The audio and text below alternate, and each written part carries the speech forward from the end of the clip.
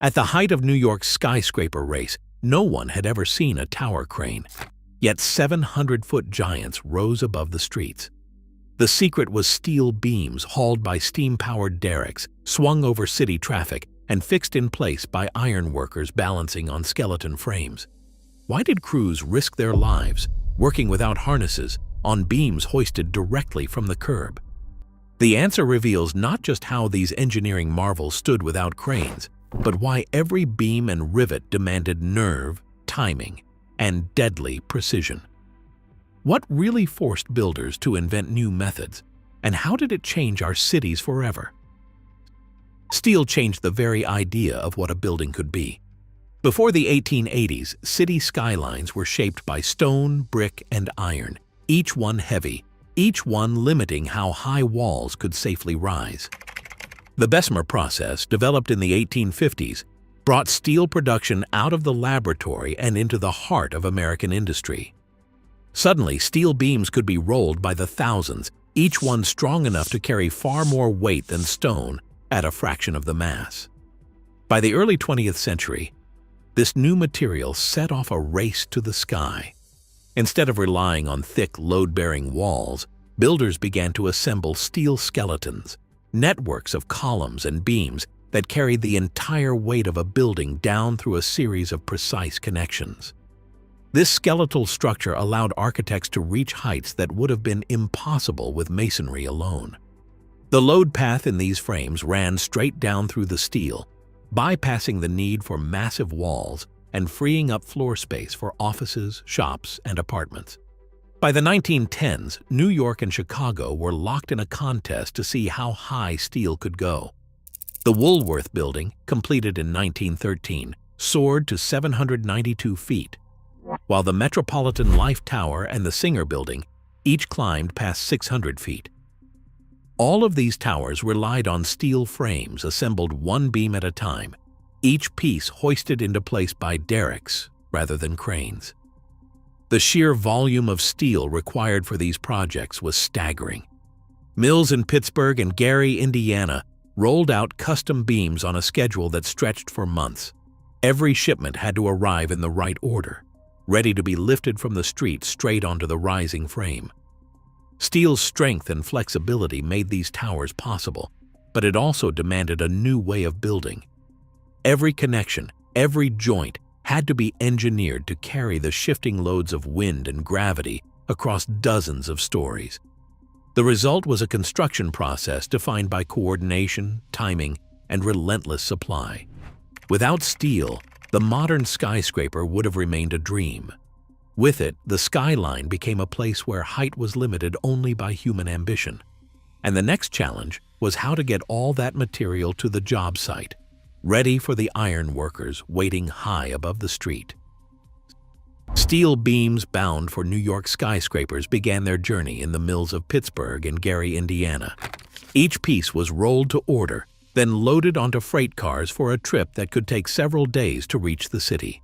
Once the steel arrived at rail yards along the Hudson or East River, the challenge was only beginning.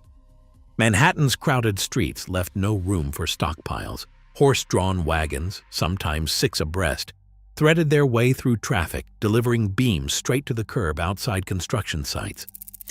In the heart of the city, space was measured in inches, not yards. There was rarely a vacant lot or open yard to store materials. Instead, beams were hoisted directly from the street to the rising frame above.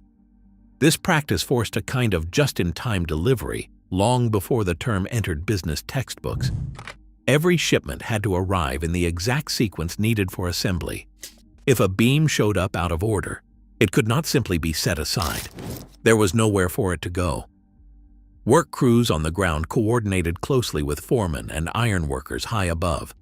A beam might be unloaded from a wagon in the morning and hanging from a derrick's hook minutes later. The derrick operators, using steam-powered hoists, swung the steel up and over the city's constant bustle, threading it between trolley wires and lampposts.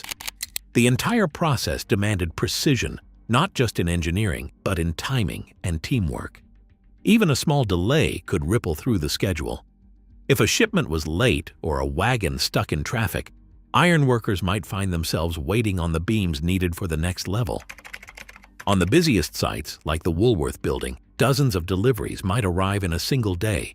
Each one was matched to a specific spot in the frame, and each was lifted straight from the street, bypassing the need for ground storage entirely. This relentless rhythm kept the city's skyline rising, one beam at a time. At the heart of every skyscraper job in the 1910s stood the derrick, a machine as vital as the steel itself. Unlike today's tower cranes, these derricks were simple in shape but powerful in action. Each one featured a tall mast, often 50 to 75 feet high, anchored directly to the steel frame below. 4 or more wire rope guy lines stretched out from the mast's top, tied off to the building's columns or heavy timber blocks on lower floors and even the street. These lines held the mast steady, fighting the constant push of wind and the shifting weight of every lift. The real muscle came from steam. Boilers fired up hours before dawn, feeding pressure to hoisting engines tucked onto the building's skeleton, or sometimes at street level. These engines turned drums that wound up thick wire rope, often supplied by Roebling, the same company behind the Brooklyn Bridge. A single derrick, working with a steam hoist rated at 50 to 100 horsepower, could lift 10 tons straight into the sky, swinging a beam from the curb up to the 30th floor in minutes. The rope, sometimes more than 1 inch thick, ran through a maze of pulleys at the masthead, multiplying the force and allowing precise control over each load. The layout was a study in balance. Every guy line had to be tensioned just right, using turnbuckles and shackles anchored to the steel. Too much slack and the mast would sway dangerously. Too tight, and the mast could bend under its own stress. Ironworkers checked the plumb with a simple bob and string, making fine adjustments before a single beam ever left the ground.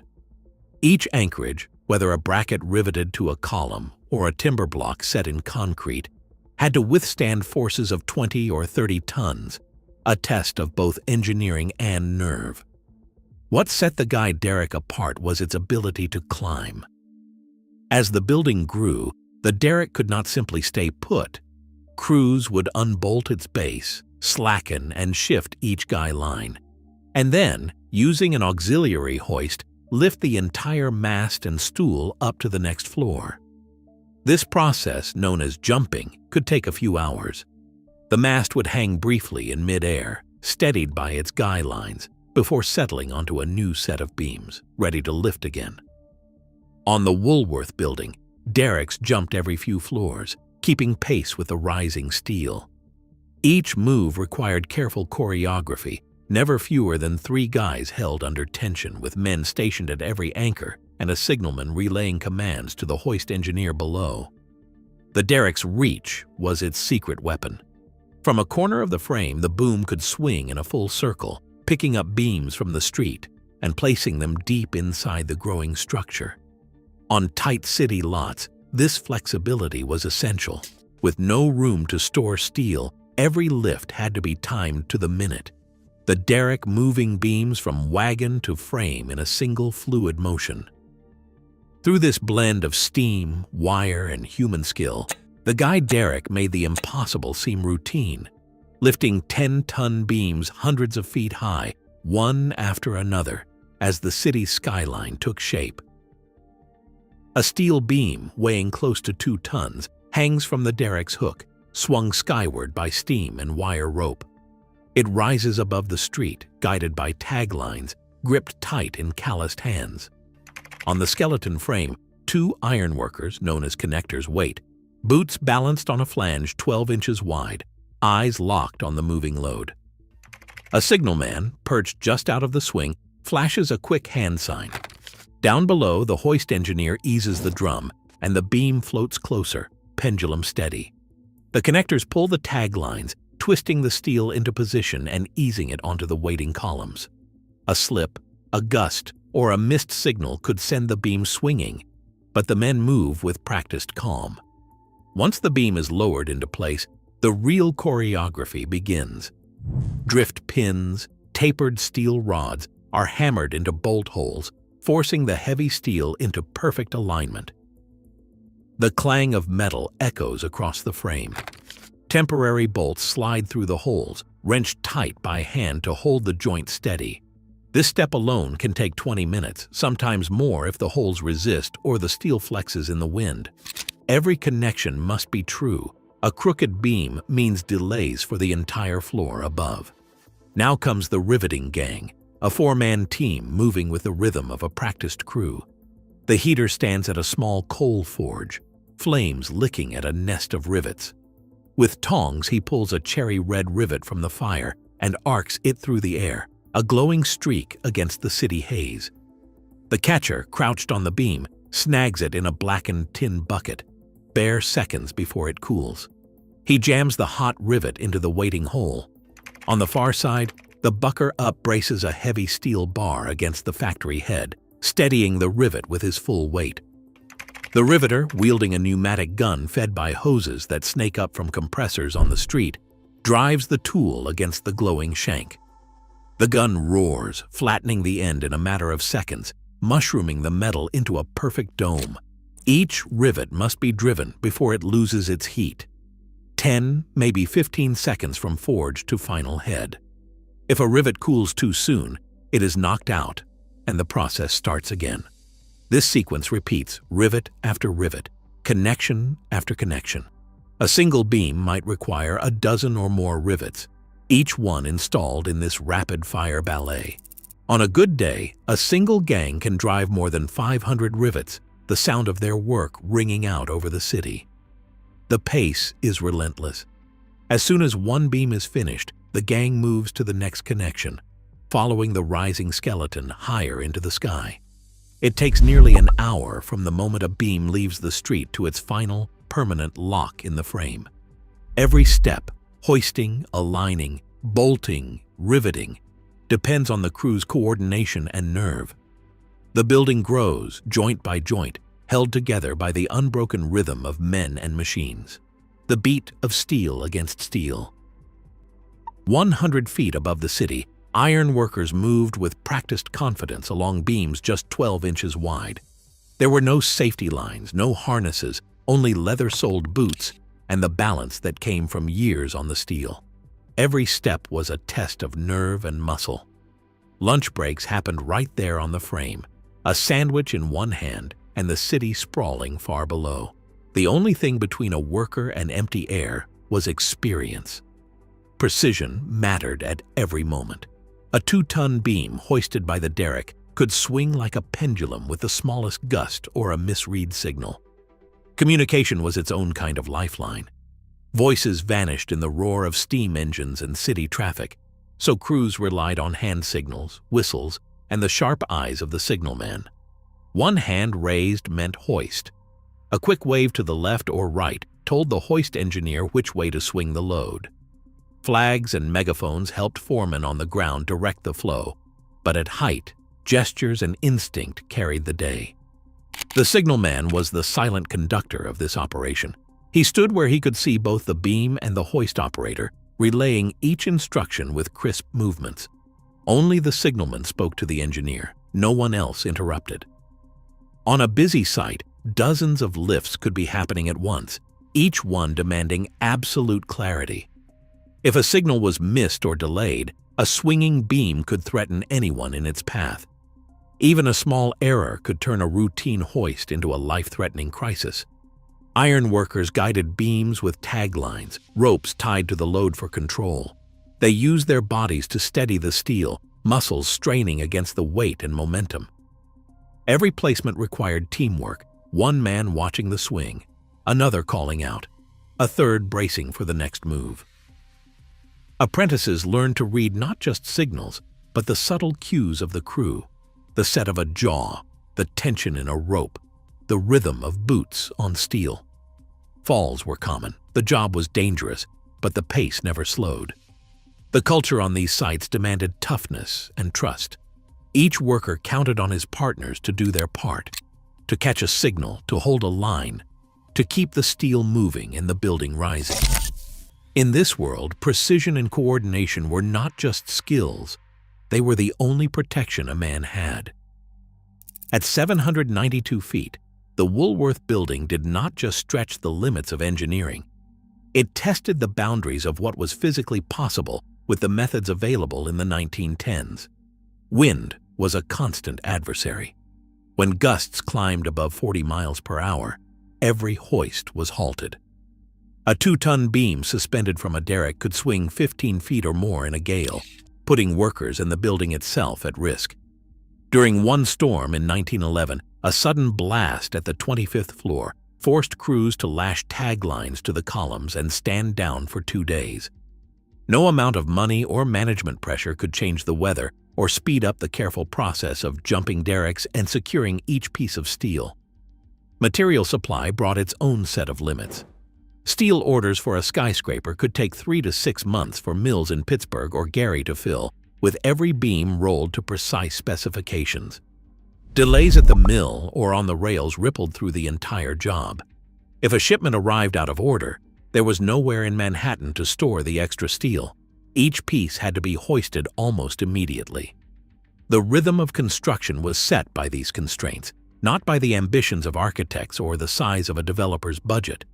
The scale of these projects was staggering.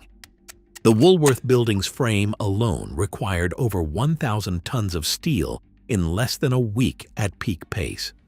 The Singer Building and Metropolitan Life Tower, both topping 600 feet, rose on city blocks barely wider than the towers themselves. Every lift, every connection, was a product of relentless coordination between mills, railroads, wagon teams, and the iron workers perched on the frame. The city's skyline became a kind of living schedule, each new floor a testament to the discipline and timing of hundreds of men and machines. But the cost was measured not just in steel and time, but in lives. Casualty records from the 1910s are incomplete, but the dangers were impossible to ignore. Falls, crushing injuries, and hoisting accidents were part of the daily routine.